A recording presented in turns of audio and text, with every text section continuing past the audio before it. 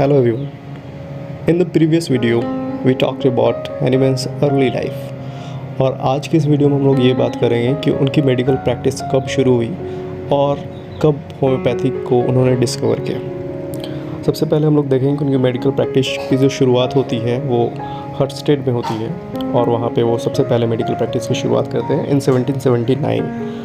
फिर hurt state से 50 kilometre दूर 1781 में वो अपना पहला घर बनाते हैं जहाँ वो शिफ्ट होते हैं। उनकी केमिस्ट्री में बहुत ज़्यादा इंटरेस्ट थी, इस वजह से वो हेसलर्स फार्मेसी के बहुत करीब आए और फिर उनकी स्टेप डॉटर से उन्होंने शादी की जिसका नाम था जोहाना लियोपोल्डाइन हेनरिट्टे कुचलर। और शादी जो उनकी हुई थी वो 17 नवंबर 1782 में हुई थी और उस वक्त डॉक्टर हैनीमैन की उम्र 27 साल थी और उनकी वाइफ जो थी वो उनसे 9 साल छोटी थी। शादी के बाद उन्होंने जो अपना पहला घर बनाया जहाँ वो शिफ्ट हुए वो पास के ही टाउनशिप में था जिसका नाम जो कि गवर्नमेंट सिटी में था और ये उनका पहला घर था जहाँ वो एज ए कपल शिफ्ट हुए थे। एट द एंड ऑफ 1783 और द फर्स्ट ऑफ 1784 उस टाइम में उनकी पहली बेटी पैदा हुई जिनका नाम था हेनरिएट्टा। जब वो गवर्नमेंट में रहते थे उस टाइम में ही डॉक्टर हैनीमैन ने बहुत सारे अपने वर्क्स को बहुत ज़्यादा पब्लिश किया जो कि क्रेब्स जर्नल में पब्लिश हुआ और फिर कुछ उनके ट्रांसलेशन जो थे वो वेगैंस जर्नल में भी पब्लिश हुआ। फिर उन्होंने एक ओरिजिनल बुक पब्लिश किया on the treatment of scrofulous sores. ये उन्होंने लिप्सिक में सन 1784 में पब्लिश किया था और ये जो उनका पब्लिश्ड वर्क था इसको उनका पहला medical work original medical work माना जाता है। इस बीच हैनीमैन जो थे वो बहुत ज़्यादा डिससेटिस्फाइड थे। उस टाइम का जो मेडिकल प्रैक्टिस था उससे बहुत ज़्यादा डिससेटिस्फाइड थे। बहुत ही उनका कहना था कि बहुत ही वेग नॉलेज है और बहुत ही अनसेटिस्फैक्ट्री नॉलेज है और बहुत सारे ऐसे ट्रीटमेंट के मेथड थे जैसे ब्लड लेटिंग, ब्लड लीचिंग, ये सारे मेथड बहुत इस तरह के थे कि बहुत उनको इनह्यूमन लगता था।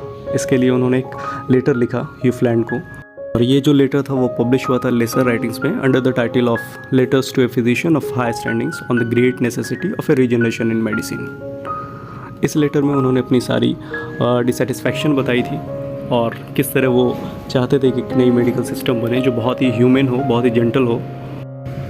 You can take the screenshot of this letter and you should read it.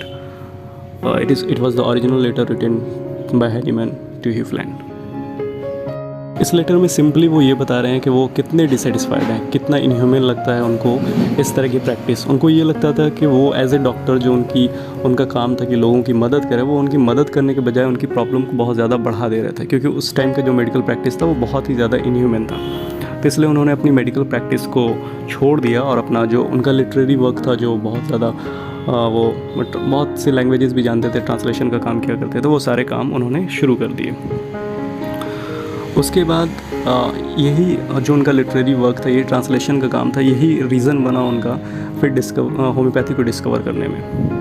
1790 में जब वो विलियम कुलन बहुत ही ग्रेट फिजिशियन थे उस टाइम के और उनकी जब वो एक बुक को वो ट्रांसलेट कर रहे थे, जब वो उसको इंग्लिश से जर्मन में ट्रांसलेट कर रहे थे उन्होंने देखा कि चिंकुनाबाग का वहाँ पे जिक्र था। Cinchona bark cured malaria because of its bitterness and tonic effects on the stomach. This explanation appeared unsatisfactory to him. ये जो एक्सप्लेनेशन था वो हैनीमैन को बहुत ही अनसेटिस्फैक्ट्री लगा और फिर उन्होंने डिस्कवर करने के लिए कि आखिर रीज़न क्या है, उन्होंने कुछ चिंकुनाबाग की कुछ ग्राम्स को अपने ऊपर एक्सपेरिमेंट के लिए लिया और जब उन्होंने वो एक्सपेरिमेंट खुद पे किया तो उन्होंने पाया कि वो सारे सिम्टम्स जो मलेरिया के होते हैं वो चिंकुनाबाग को खुद में लेने के बाद उनको वो सारे सिम्टम्स पैदा होने शुरू हो गए। तो उन्होंने बहुत सारे एक्सपेरिमेंट ऐसे खुद पे किए और बहुत सारे एक्सपेरिमेंट अपने जानने वालों पे किए और उन्होंने ये पाया कि every person the medicines produce symptoms very similar to what they cure in diseased individual.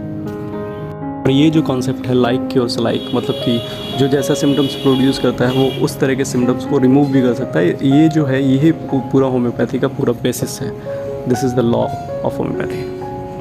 In 1796, he published an essay on a new principle for ascertaining the curative powers of drug and some examination of the previous principles.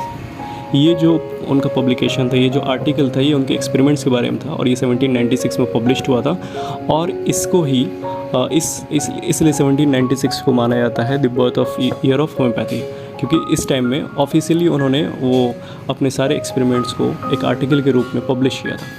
And later in 1805, Hahnemann published Medicine of Experience, and in 1810, his Organon of Rational Art of Healing was published. इस book में उन्होंने homeopathy के सारे सिद्धांत, सारे नियम, कैसे homeopathy work करता है, सारी चीज़ें उन्होंने बताई थी और सारा रूल और रेगुलेशन इसमें था। सो ये था आज का पार्ट और थर्ड पार्ट में हम लोग ये बात करेंगे होम्योपैथी का डिस्कवरी के बाद क्या उसका अपोजिशन था, क्या सारी चीज़ें हुई और उसके बाद हैनीमैन के और लेटर लाइफ के बारे में जानेंगे। Please do like, share and subscribe.